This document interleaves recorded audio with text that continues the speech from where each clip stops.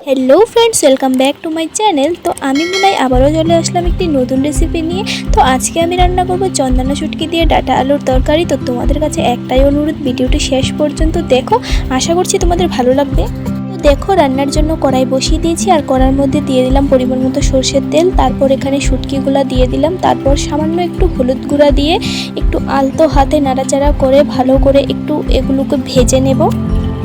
এই তো দেখো শুটকিগুলো একদম ভালো করে ভাজা হয়ে গেছে। এখন এটাকে একটা পাত্রে নামিয়ে নিচ্ছি। তো এখন শুটকি ভাজার তেলটার মধ্যে ডাটা আলু আর কাঁঠালের বিচি দিয়ে দিয়েছি।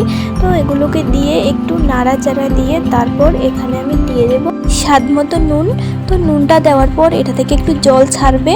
তো তার জন্য একটু নুনটাকে মিশিয়ে তারপর গ্যাসের ফ্লেমটাকে একটু কমিয়ে এটাকে ঢাকা দিয়ে জলটা শুকিয়ে নিতে হবে। তো এই তো দেখো ঢাকাটা খুলে নিয়েছি, জলও ভালো করে শুকিয়ে গেছে। তো এখন এটার মধ্যে একটু নেড়ে চেড়ে তারপর এখানে দিয়ে দেব আমি হলুদ গুঁড়া আর দিয়ে দেব লঙ্কার গুঁড়া।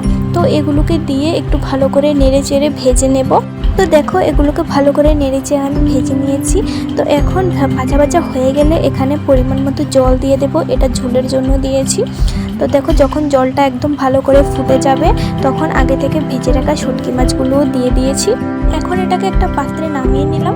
নামিয়ে নেওয়ার পর আবার কড়াই বসিয়ে দিয়েছি। তার কড়াইয়ের মধ্যে দিয়ে দিয়েছি পেঁয়াজ কুচি আর রসুন কুচি। তো পেঁয়াজ আর রসুনটাকে দিয়ে এখানে আবারও দিয়ে দিলাম সরষের তেল।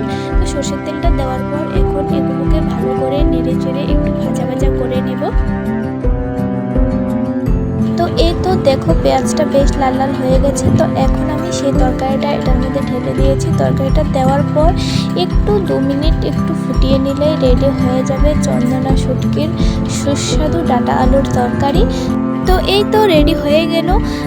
আর আমার রেসিপিগুলো যদি তোমাদের ভালো লাগে তবে আমার চ্যানেলটিকে সাবস্ক্রাইব করে আমার পাশে থেকো।